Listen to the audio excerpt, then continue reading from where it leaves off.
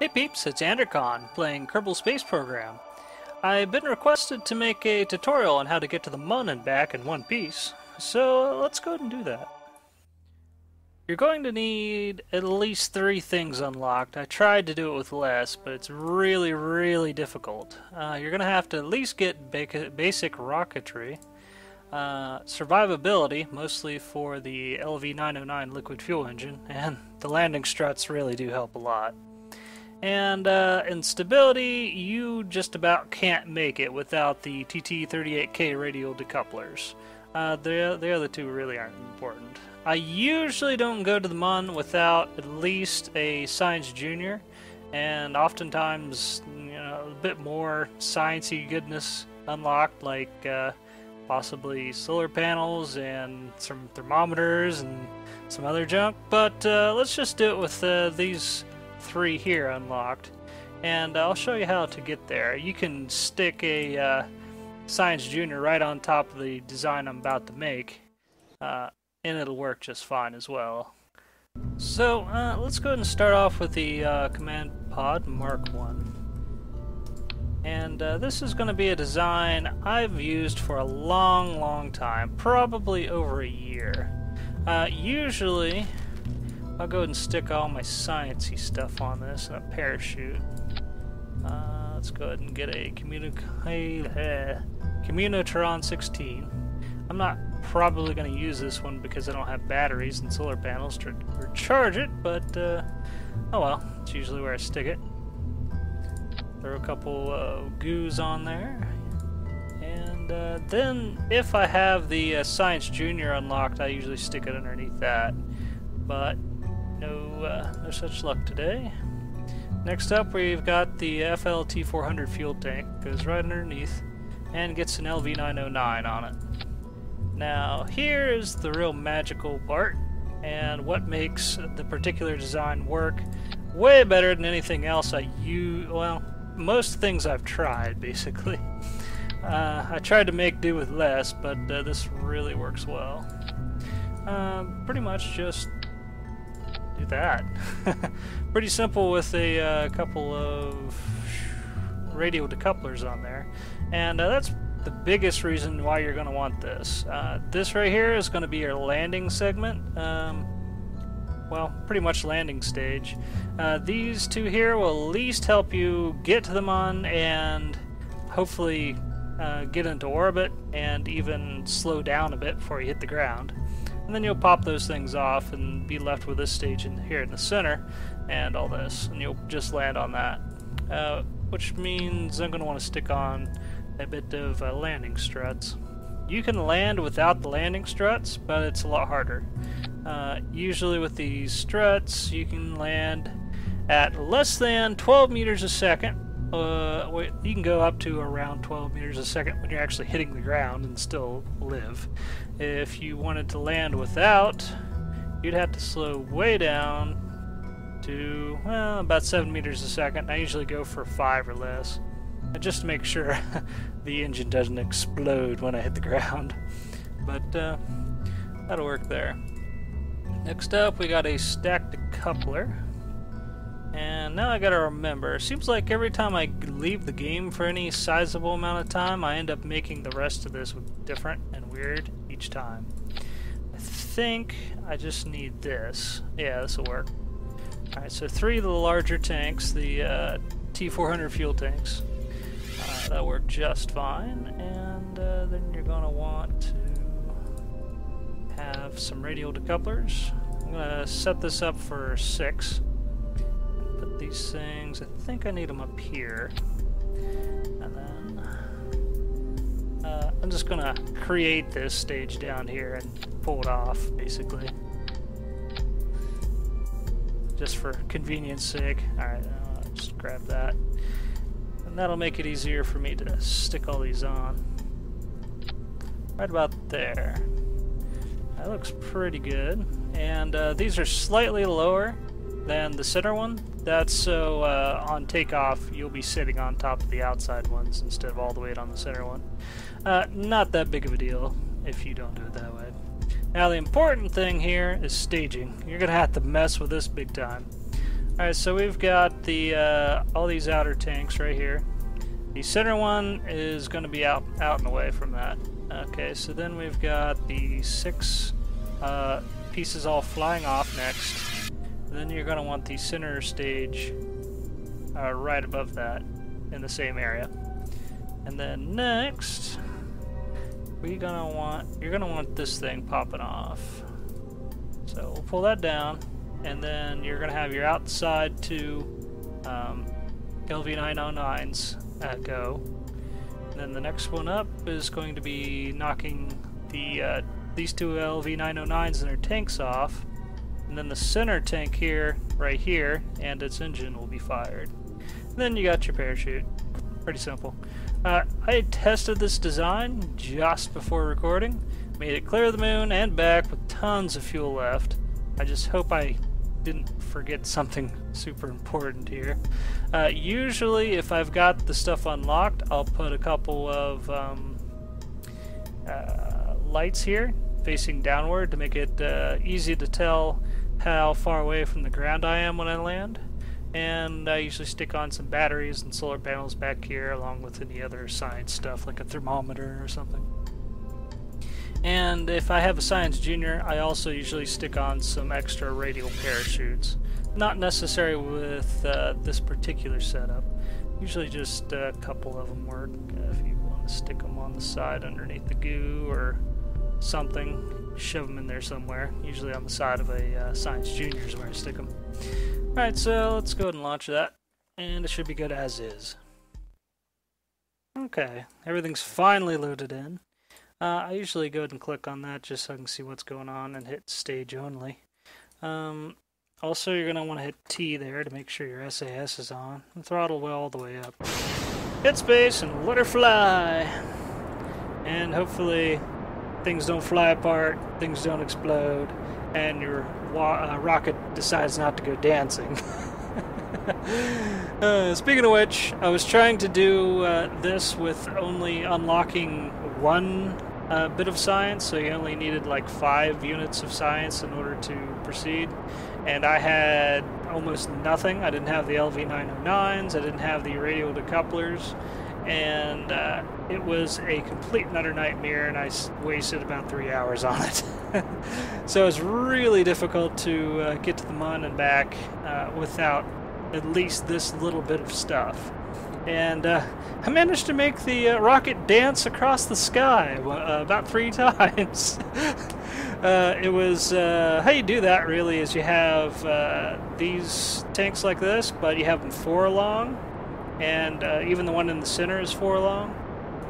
And if you attach them all to the outside of the center tank without the decouplers, and then launch, and you try to move around a little bit, and your rocket's a bit too heavy, all of these will kind of like act like individual fingers and kind of flip out and walk all over the place, and just looks like an octopus gone horribly wrong. It was pretty entertaining though, but it definitely ended in catastrophic failure. So this first stage done stuck me into space right there, and I haven't even blown through it all yet.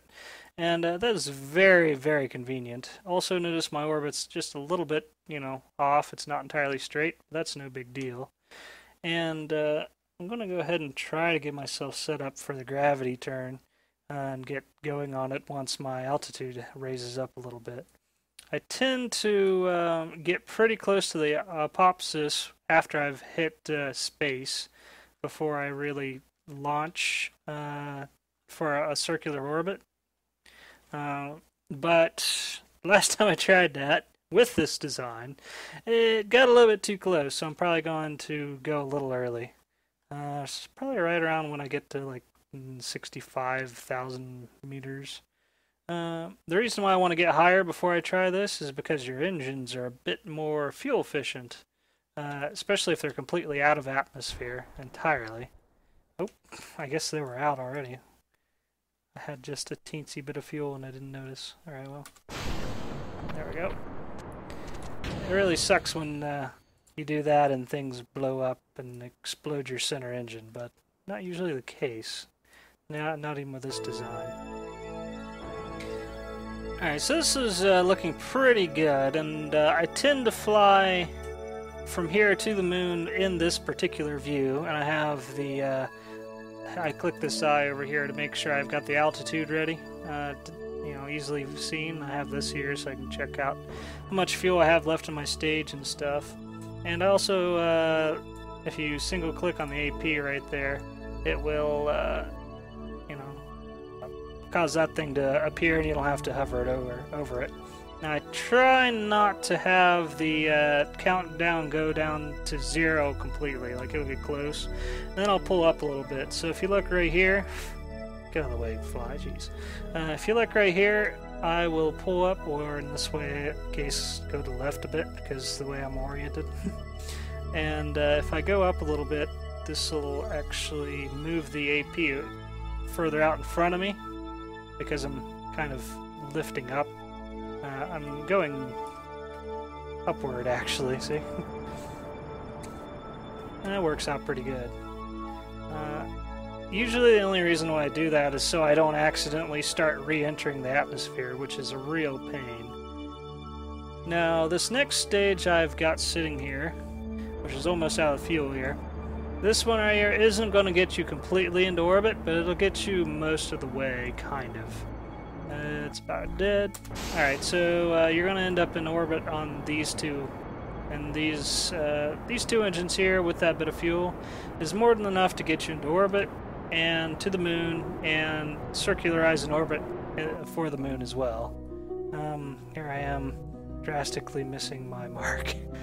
Alright, well this usually happens for whatever reason. I just keep burning and pointing my nose up into the sky a bit and it turns out okay. Big thing is try not to get your altitude below 70,000 meters there. Right here, this particular bit of meters a second here is important to look at. You're aiming for around 2,250 meters a second, as more or less around what you need to get a circular orbit. And less than that, you're probably not in orbit. Alright, there's my PE popped out. And flying away. There we go. 71 and 76. I've got an orbit. Yay! Alright, so right here, here's a little trick for getting to the moon. I learned a long time ago. I found it some random place on Reddit, probably. So I'm going to go ahead and set that as target. And I'm going to stick it in the right-hand corner. So this corner over here, basically. So there it's in the corner. And right at the bottom, I'm going to add a maneuver node. Close enough to the bottom anyway. And pull that thing out till I've got somewhere around 850 to 900 meters a second right there. So usually 950 or so works decent enough. And then you'll grab a hold of the middle circle and pull it around a bit. And until you get something you kind of like. Like right now, that would be... so right there, I've got a Mun per apsis of 50,000 meters. That is absolutely great. Now, if you don't see a PE here, and it looks like your line is slamming into the planet, you're going to be slamming into the planet too. You can land like that, but it is not recommended. I've done it, and just about had to empty out my pants afterwards. So I like to do, I like to get around 20 or so kilometers from the surface of the Mun, from right here. Like I'll do my burn and end up about that close. And there's good reasons for that. If you end up a long ways out from the Mun, you're going to have to do a bunch of burning and probably extra maneuvers in order to get close into the moon, or the Mun. And I like to just get really close on one side, and that way I have a lot less work to do. Alright, so my maneuver is in 14 minutes and 8 seconds, and it's going to take probably around a minute. This thing can lie sometimes, and we'll see how it pops out. I think this one's about accurate. Yeah. So we're going to start burning at around 30 seconds early. Usually, you're going to want to, if you got a long burn, and I just flew by it, you're going to want to burn half of the time before you get to your T equals 0, and half of the time afterwards. But if you happen to not start that early, it's no big deal. We can still easily fix any problems in orbit from here, even if you were like a minute late. It'd be a little difficult at a minute late, but you could do it. It'd be a little extra work. Alright, now at this point I'm just waiting for this thing to go down and I'm burning away. It's going to take some time. And usually I'll start paying a bit more attention to what all this is doing. When this is getting down to its last 50 or so, maybe less, meters a second. Or whenever this thing happens to get its encounter with the Mun. So, push, push, and then I'll start slowing it down when I get a little bit closer. Alright, so now slowing it down, moving to hit that mark again. Alright, there I've got a maneuver or a encounter of sorts, and I'm just gonna poke at it a little bit until it's generally where I want it. Almost every single time I do try to get to the Mun, I never end up exactly where this thing says, so I just gotta poke at it a bit until I'm at the right height. Alright, there's 22 kilometers, and that is absolutely perfect. Now note, I'm actually further to the left here than what it actually had in the maneuver node, and I don't know why, but that happens almost every single time. I just ignore it and move on. I just believe it's because the maneuver node kind of expects you to have all the thrust to do your entire burn in like less than a second. And considering it took almost a minute of burn there, it's not going to be so accurate. Now, it used to be a problem anytime you hit one of these changes right here. That's what this thing here is, a round circle with an arrow. It was a pretty much sphere of influence change. Instead of the gravity of the Minmus, or not Minmus, instead of the gravity of Kerbin affecting you, after you hit this mark, it's going to be the gravity of the Mun affecting you. And it used to be a problem if you were fast forwarding through that. It would often screw up your trajectory here a little bit, or skew it out just a nudge. But they've fixed things recently, so it's not so much of an issue. So at this point, you're going to want to click right around here at your PE. Come on, yep, right there. Add a maneuver and probably stop fast forwarding because it's getting a little bit close. And I'm going to pull this thing way down here at around the same height. Okay, so that's 15, moved it over, so I'm not quite straight in. I'm going to try to straighten this out a little bit. Alright, so there I've got 22 and 24. And that's good enough. And we're going to circularize an orbit around the Mun.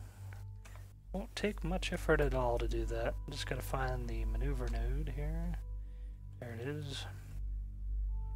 56 minutes. Fortunately, you can fast forward quite well. This is a good time to have a particular mod called Kerbal Alarm Clock. It'll allow you to set an alarm for a maneuver node or a whole bunch of variety of things, and it'll pull you out of warp whenever you're close by it, or you can set it up to pull you out of warp however long beforehand you want. It could be mere seconds, a half a minute, an hour, and you can also tell it to pause the game if you wanted to. And that's a mod I do love playing with, but we're rocking stock today, so it ain't happening. Alright, so I got approximately a minute burn here, but it's probably not so accurate. Yeah, look, it just dropped down to like 15 seconds. That seems to happen every time, I don't know why. Probably the sphere of influence is different, and it kind of screws that calculation somehow, I don't know. I am playing the 64-bit version. It's got a handful of bugs in it.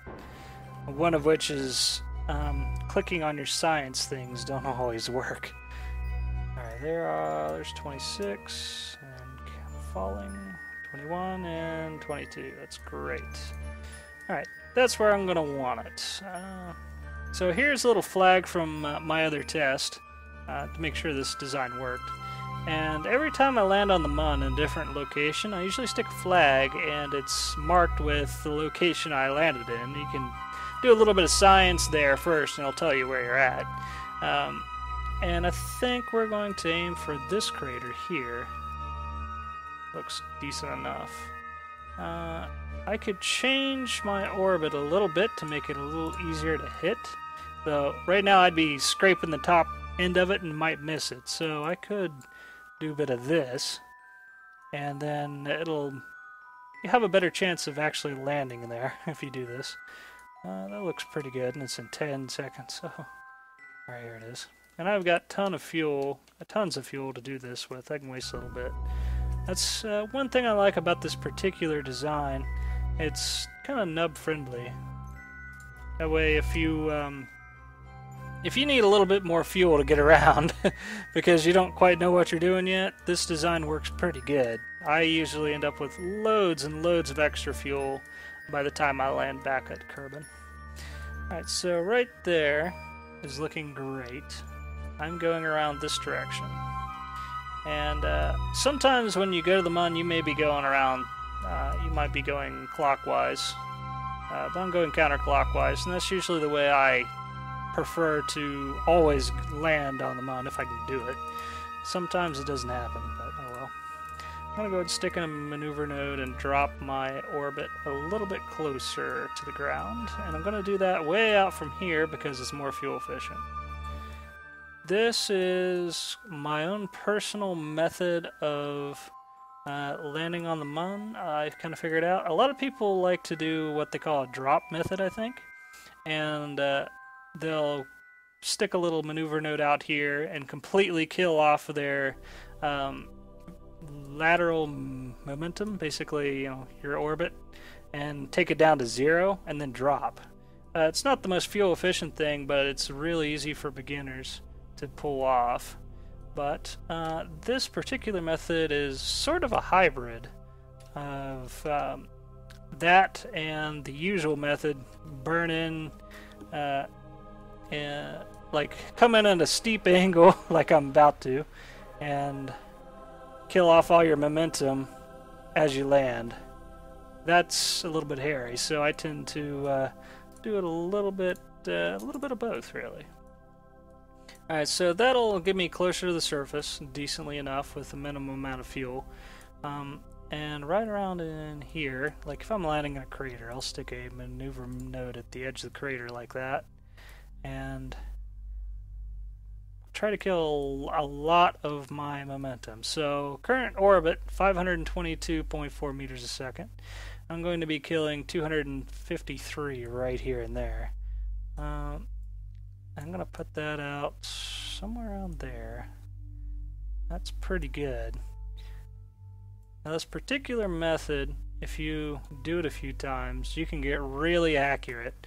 I've built some bases on the Mun, I think 3 different times, and I developed this particular method of landing while doing that. And I was able to land within usually 1 kilometer, but oftentimes 3 kilometers of the base. No problem.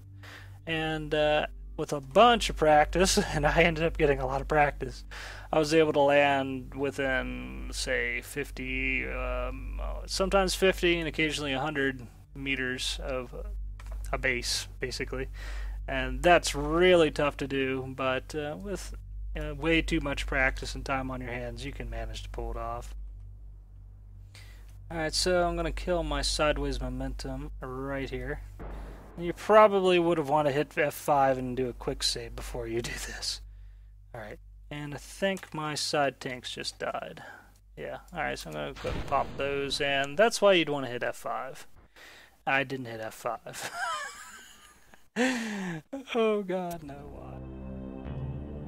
why? The illustrated guide to Murphy's Law.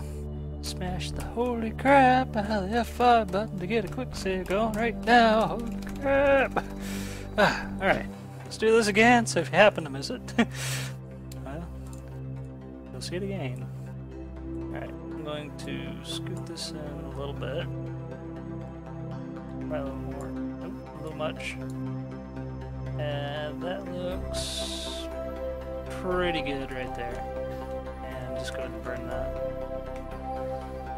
Right there. Oop, a little much, but we'll live with it. Alright. So that'll give me ridiculously close to the surface. This is the, I hope you brought a diaper, because you're probably going to need to empty out your pants method. Let's not do that. Let's get a little bit more height there. Okay. Now I'll put a maneuver node on the edge of the crater. Pull it in a ways. It's not bad. Or I could put it over the middle of the crater and pull it in a lot, which is probably better. Alright, if I do it that way, let's go with approximately 100 meters a second less. So my orbit is 524, and let's go ahead and make this thing around 424. So I only got about an extra 100 meters a second to play with. And speed and velocity I'll have to kill out later. Alright, so depending on what engines you have, you're going to have to make sure that you have enough time to burn this. So either start early or check your time. So that's 23 and 10 seconds. If you click over here, you can see actually 9 minutes. So that'd be 9 minutes from that, maybe? Where's that? Oh, okay. Monopopsis. Oh. I think I got extra markers in the way. Alright, so maneuver, 8 minutes, 30 seconds, more or less, 37 and counting. So that's 9 minutes and 21 seconds. There's about a, more or less a minute between here and there. And I've only got 25 seconds to burn, so I'm not going to smack into the side of the, any hills or anything in the meantime, hopefully. And also sometimes if your crater's sufficiently deep, you may want to double check to make sure you got enough room to pass over the crater, but I don't usually come in that low. I think that's happened once, maybe ever. Alright, so let's go ahead and point at this maneuver node. And I usually do most of the rest of this from this view. And I'll go ahead and put down my landing gear now. Go ahead and hit G a couple times if you want to do it that way. And for convenience, I'll even line myself up. That way I can just hit up or down, more or less. Yeah, just like that. Up or down. Alright, and now it's 7 minutes to throw away. Hopefully don't pass it by too much. And make sure I have the quick save already, and I do remember doing it now. So the quick save is super important. Not only can, when you launch this next stage in these radial decouplers decouple, it can explode your center stage, but that's only ever happened in this 64-bit version. It never had it happen to me before. I've had it happen twice in the 62-bit version because it's buggy apparently. But you're probably gonna have to practice doing this, especially the first time around. Actually, this spot right here looks like a nice flat location for me to land. I don't want to land in one of these craters, really. It's difficult sometimes, especially if you land on the side of a hill. It's a royal pain in the butt. So try to aim yourself towards a flatter location. There we go. Didn't die. It didn't explode that time. And it looks like I can probably get this burn hard enough that I can go straight down from here. Actually, I still got a little more to go. I don't really want to land in one of those major craters. It's a pain in the butt. Alright, there we go. So notice this is my downward, like, if I point my engine here at that mark and thrust, that's basically my downward motion there, my velocity. So if I want to completely kill my momentum here sideways, I'll make this thing go straight up. So if this X is on the very, if it's stuck on that little dot on the top, it means you're going straight down. Alright, so like this, it means I overburned it just a little bit because it's not quite on it. So if I go a little past it, alright, now it's right on the center. So this is a really good method of, well, pretty much you do your drop from here. Like I mentioned earlier, pretty much kill all your velocity going east and west or whatever direction you happen to be going, and then you only have to deal with up and down velocity from here on out for the most part. Sometimes you'll notice it'll kind of move around a little bit. Here's where the lights come in handy. You can see a lot better how close you are to the ground if you got a couple lights on the side here. You point them straight down and then turn them on, and the ground will light up if you're pretty close by, but I haven't got that luxury, so we've got to look for shadows, basically. And depending on what side of the moon you're on, you ain't gonna have a shadow, and I think that's the case. So, really close. Oh, there it is. Took it a while. There we go. And we landed. Now, if you do that without the landing gear, if you land and still are scooting around a little bit, like going that way, you can dip over really easy. And if you are tipped over and you don't have enough like oomph in your capsule to flip it straight back up, like if you don't have a what is it called, the thing that gives you extra oh, reaction wheels. If you don't have a bunch of reaction wheels, you can get stuck sitting on the side of the ground and you can't really take off without exploding. Alright, so anyway, I'm going to go ahead and get all my science, some mystery goo. I'm going to leave this one here for right after I take off. And go and get a crew report. I ain't got much electric charge. Let's turn off SAS so I can keep some electric charge. SAS does burn up some charge. Alright, so it's an extra 20 science right there. And if I had extra sciencey stuff on here, like a science junior, I'd collect that, or thermometer, all this other stuff. But I don't, so most of the science is going to be on like EVA. Alright, so you can grab a EVA on the Mun's east far side crater from just above it by, just popping out here and grabbing it from there. Go ahead and store that by going back inside. Hit F for that. And then EVA another time, and drop by hitting space, smack into the ground. Hey, it didn't fall over this time. That's a miracle. And now you can get another EVA report. I'm trying to remember Mun's east far side crater, because I want to plant a flag and have it say something about it.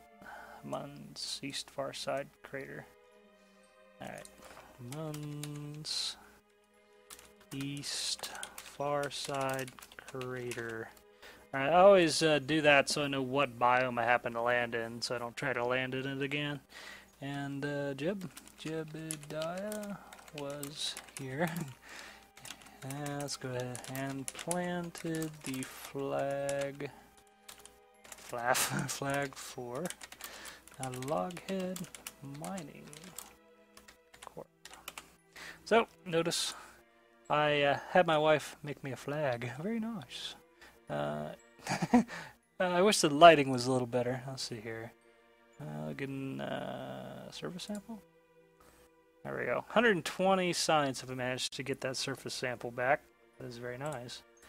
And did I already grab a crew report? Yes, I did. I really wish you could see that better. Just time warp a bit. There we go. Loghead Mining Corp. It's a pile of logs, flame shooting out the back, and it kind of looks like a planet with the blue circle. It was a very good job. I like that a lot. Looks pretty good. Oh yeah, I'm still going fast forward apparently. Alright. And boing. Oh, something else I noticed very recently. If you happen to be in the dark and you land, you can hit L, because your own Kerbal here has got lights on them. Very nice. I think there's probably some other hotkey for something else useful on them too, but I don't know what that was. I don't remember. It wasn't as important to me. I didn't stick any ladders on here because I usually just hit T and fly around. It works good for me. Alright, so that was everything I needed off the Mun, and next we just need to get back to Kerbin. So really you need to be looking at your nav ball here. You need to find the 90, which in this case is up here, buried underneath my surface apparently. So I'm going to go ahead and take off and point at this 90 right there. And remember to turn SAS back on, because I forgot. Alright. Now we're going to... This thing is still here. I'm going to kill that. I'm going to pay attention to this here. I'm going to try to get the apopsis here to above 5,000. And not a problem with the amount of fuel we've got, that's for sure. The big problem here is if you have not much fuel at all, you can manage to get orbit and back to Kerbin with around 3.5 to 4 kilometers height. And if you do this, you don't waste so much fuel on getting height you don't really need. But you're going to have to wait around a long time because you can't warp very fast. So there's a reason why I just stuck it at 10,000 or 10 kilometers. And X button, oh god, no, why? No, that's why. I was fast forwarding. Alright. Don't make that mistake. I almost paid for it. Big time. Alright, so I've got a bunch of spare fuel for all this screw up. And I can still manage to get in orbit, no problem. Alright, so if I do it like this, and there my apopsis drop down to more like 5,000. Okay. And that's generally acceptable. The surface of the moon is usually around 2.5. The hills may be around 2.5 kilometers high on occasion, so it's okay if it's a little low. Alright, that looks pretty good there. May have to wait a little bit on deciding to fast forward later. Note to everybody, including self, you can't move while you're fast forwarded usually. I'm going to go ahead and pull up the landing gear for now. I don't need to, but I'm going to. And I forgot to take a extra bit of science in this good container, so I'm going to go ahead and take it now. See what I get. And not much. I probably already collected this once, but we're going to keep it for now. Oh well. Alright, next up, getting back to Kerbin. There's an easy way to do it. Stick Kerbin right in front of you, and off to the right-hand side of your orbit, if you're going this way. Yeah. Try your best to be going counterclockwise on your orbit here. That's why I said aim at the 90, it'll give you counterclockwise orbit. Alright, click that, add a maneuver node, and pull it out. Pull it out until it points straight this direction, more or less. And then you'll have a... you get a purple circle around the Kerbin here. And you're going to want to keep pulling this out, this green arrow thing, speed up. Alright, that's decent there. Now you're going to have to scoot this over. And the trick here is trying to get this, your escape route, to point straight that direction. Like, so here's the orbit. You're trying to make it go to the left here. And as the more straight to the left it is, the more efficient your burn's going to be. So there is 500,000. Just keep pulling on this a while. There's 95. And I'm gonna have to move this around a bit. Okay, so at that particular amount of thrust, I can actually slam into the planet if I stick this in the right place. So let's pull it out a little. And I'm gonna aim for around You can just smack right in the side of the planet, and you'll likely end up getting stopped by the air current and stuff, but I don't recommend it. Especially if you decide to play with a mod called Deadly Reentry, which would cause you to burn up in the atmosphere. I'm going to aim for preferably around 32 kilometers off the side of the planet here. And it's pretty hard to get that, really. Now this is just for my general practice. I tend to play with Deadly Reentry on. And around 32 kilometers from entry from the moon is where you're able to get a good re-entry and kill all your velocity here without having to throw away extra fuel on it. 30 is good enough. And if you had deadly re-entry on, you could still live through the re-entry burn and probably not lose much in the way of any parts, except landing gear is probably going to burn off, but oh well. Now let's go ahead and fast forward, and that's going to take ages because of my lack of height. That's why I wanted my 10 kilometers, so I didn't have to sit here and die of old age, waiting for this 9 minutes to pass, even at, I don't even know how many times speed this is, 10, 20? 10. Right? It's still going to take a while. It's a pain in the butt. Oh well. 7 kilometers and 6 kilometers. Okay. That's a very, very close orbit I've got sitting there. But if you're squeezing out fuel efficiency, this is what you gotta do. I don't need it at the moment. I'm good. But in case you wanted it, it's there. 2 minutes. Remember to drop out of warp this time. 1 minute. And counting way down. And I think we're about good to go. Right about there is good enough for me. Burn right about at 8 seconds and we're good to go. Make sure I'm aimed at the right position. So anyway, about this particular design, if you manage to get to the Mun, you can also get to the Minmus with pretty much the exact same design. So I take this ship to Mun and Minmus all the time. I don't know how many times I've done it. Ridiculous quantities. Usually I'll get a decent amount of science from all my orbit, and now, since you can get contracts, I pile in some contracts. Wait until I get the contract to go to the Mun and get science and plant a flag before I actually bother going there. And if you wanted to, you could land a ship on the Mun just to farm plant flag on Mun contracts and just take the same guy and plant a flag right next to the other one constantly if you really wanted to.